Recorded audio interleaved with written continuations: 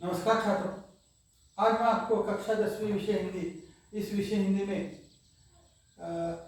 उपयोजित लेखन में जो एक भाग होता है उसका नाम है निबंध लेखन। और निबंध लेखन के लिए परीक्षा के लिए 7 अंक होते हैं। तो निबंध लेखन एक कला है।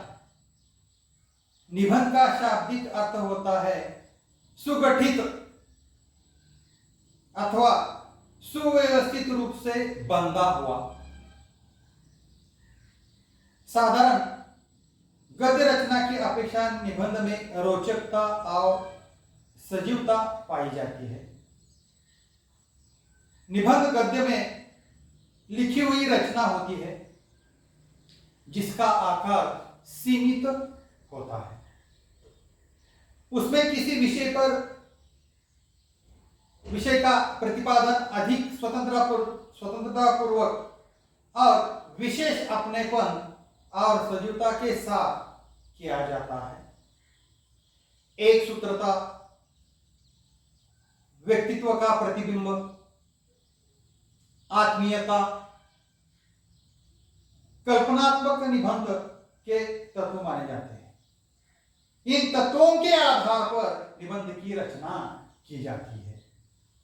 तो छात्रों, निबंध लिखते समय कुछ ध्यान में देने की जो योग्य बात है उसके बारे में मैं आपको बताता हूं।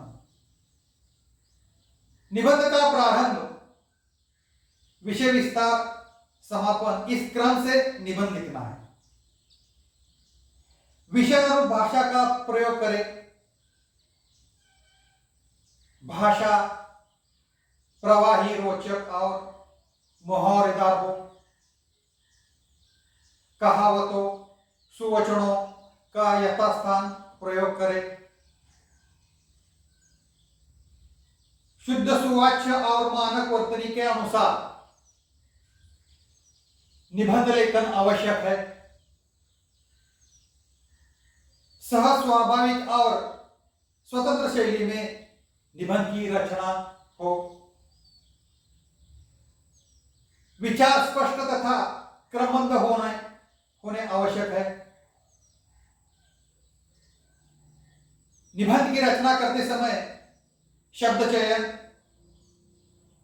वाक्य विन्यास की ओर ध्यान अवश्य देना चाहिए।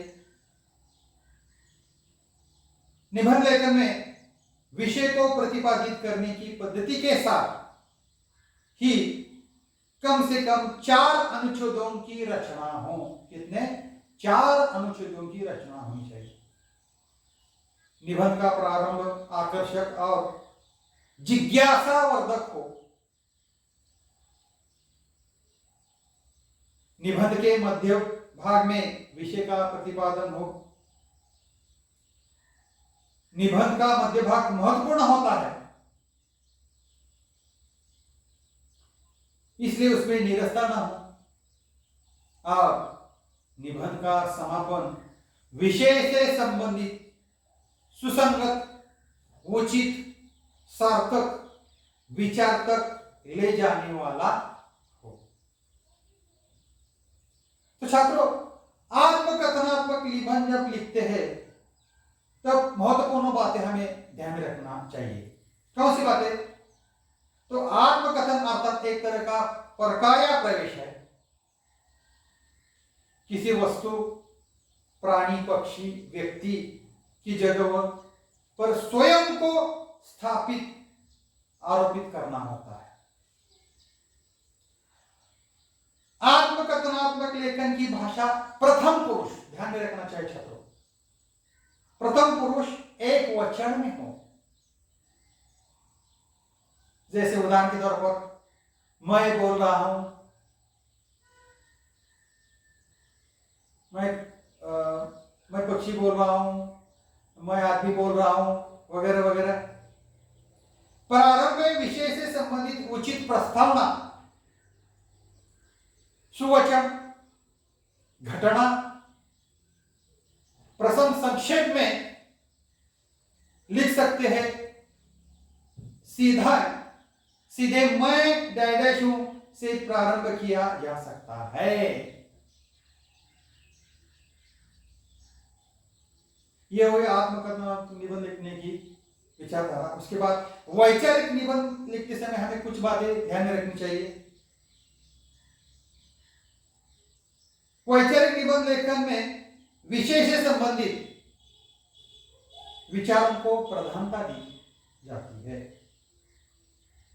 वर्णन, कथन, कल्पना से बढ़कर विचार महत्वपूर्ण होते हैं।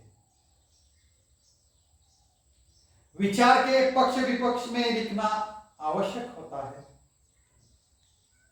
विषय के संबंध में विचार, मुद्दे, मतों की तार्किक प्रस्तुति महत्वपूर्ण होती है। पूरक पठन, शब्द संपदा, विचारों की संपन्नता जितनी अधिक होती है उतना ही वैचारिक निबंध लिखना हमारे लिए सहज होता है। छात्रों, निबंध के 5 प्रकार है। पहला प्रकार का नाम है आत्मकथनात्मक निबंध। उदाहरण के तौर पर मैं आपको उदाहरण बताता हूं। फटी पुस्तक की आत्मकथा। मैं हिमालय बोल रहा हूं। यह आत्मकथनात्मक निबंध है। दूसरा प्रकार है वैचारिक निबंध। उदाहरण के तौर पर जैसे समाचार पत्र, विज्ञान के चमत्कार। तीसरा प्रकार है वर्णनात्मक निबंध। उदाहरण के तौर पर ऐतिहासिक स्थल की सैर, नदी किनारे 2 घंटे। अगला प्रकार है चरित्रात्मक निबंध। उदाहरण के तौर पर मेरा प्रिय गायक, मेरा प्रिय खिलाड़ी वगैरह। और अंत में 5वां जो प्रकार है उसका नाम है कल्पना प्रधान निबंध। उदाहरण के तौर पर यदि मोबाइल न होता तो, यदि ऐनक न होती तो। छात्रों, आज मैंने कक्षा 10वीं विषय हिंदी, इस विषय हिंदी में उपयोगी लेखन में निबंध लेखन के बारे में मैंने आपको जानकारी दी और इसके लिए 7 अंक होते परीक्षा के लिए और उसके 5 प्रकार के बारे में मैंने आपको जानकारी दी है। तो छात्रों, यहाँ मैं ठहरता हूँ। धन्यवाद।